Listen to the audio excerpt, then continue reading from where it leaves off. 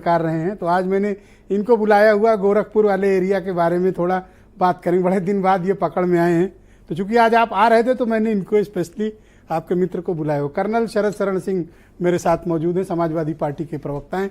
Colonel साहब, स्वागत आपका। बहुत बहुत धन्यवाद। तो आपका जातिवाद वाला कार्ड कैसा रहा, ये कहाँ से आइडिया है? और इस बार आपने कोई कमी नहीं की ओबीसी में जातिवाद करने में। ब्रिजेश जी, बहुत बहुत धन्यवाद। आज प्रचार समाप्त हो गया है, गहरी नींद सोएंगे, थकान निकालेंगे।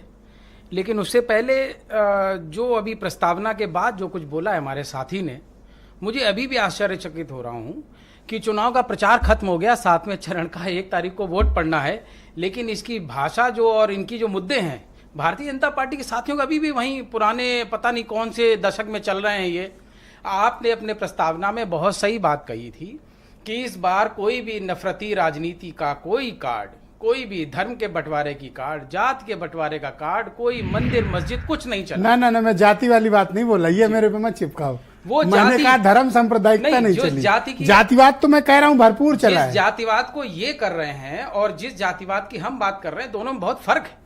हम कह रहे हैं कि सामाजिक न्याय होगा, जातिवार गिनती होगी, जिसका जितना हिस्सा होगा उसका अधिकार मिलेगा।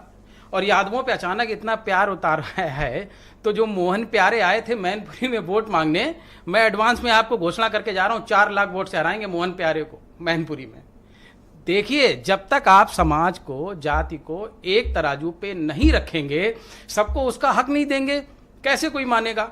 आज की तारीख में आम जनमानस को गांव में, देहात में, देहरी पे किसी के जाएंगे, किसी की छप्पर में जाएंगे, तो वो ये जानता है, आखिरी आदमी भी जानता है कि भैया जातिवार गिनती पे हिंदुस्तान की हर पार्टी तैयार है। तो आप बस भारतीय जनता पार्टी को दिक्कत है, गिनती नहीं कराना चाहते। आप सहमत हैं इस बात पे कि आपने कंप्लीट जाति आधारित चुनाव लड़ा? हमारा तो चश्मे की तरह बिल्कुल और शीशे की तरह साफ है। आप हमारे सीटों का बंटवारा देख लीजिए, सीटों का बंटवारा देख लीजिए, इतना खूबसूरत। तो बताने के लिए कोई मतलब देने के लिए कुछ नहीं, सिर्फ एक पीडीए है आपके पास, उसी पर वोट चाहिए? नहीं, हमने पीडीए की बात ही नहीं की।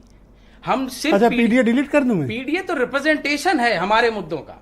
पीडीए जो हमारे मुद्दे हैं उनका रिप्रेजेंटेशन है कि समाज में जो पिछड़े हैं, देखिए शब्दों पे जाइए, पिछड़े, दलित, शोषित और जो सवर्णों में भी जो दबे कुचले हैं, कमजोर हैं, क्या हम उनके लिए लड़ें या उनके लिए लड़ें जो देश के साधन और संसाधन पे लगातार बैठे हुए हैं, पैर दबा के सब चीजों को, अधिकारों को, हमारे हिस्से को लेके बैठे? मैंने मनीष जी से वही सवाल किया था, आपसे भी पूछा। चुनाव का जो तरीका रहा और आपके जो इश्यूज थे, जो एजेंडा, प्रोपोगेंडा जो भी था, वो आप ठीक से कम्युनिकेट कर पाए या कुछ कमी रह गई अभी?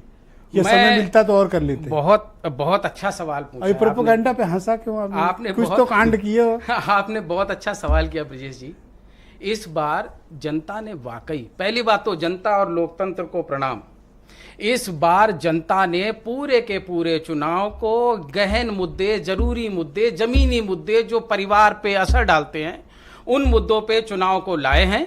और सबसे अच्छी बात है कि इंडिया गठबंधन की शुरुआत से ही जो मुद्दे लेकर के जमीनी चले थे, जनता ने उनको स्वीकार किया। संतुष्ट है? संतुष्टि इनकी दुकानें बंद कर दी हैं नफरत की हमने। अभी परिणाम आया नहीं, इतना ऐसी भाषा बोल रहे हो आप। 2 महीने से घर में नहीं आया हूं, 2 महीने से घर नहीं आया हूं, तो विश्वास कीजिए कि गाजियाबाद से शुरू होके मऊ से कल वापस आया हूं। अरे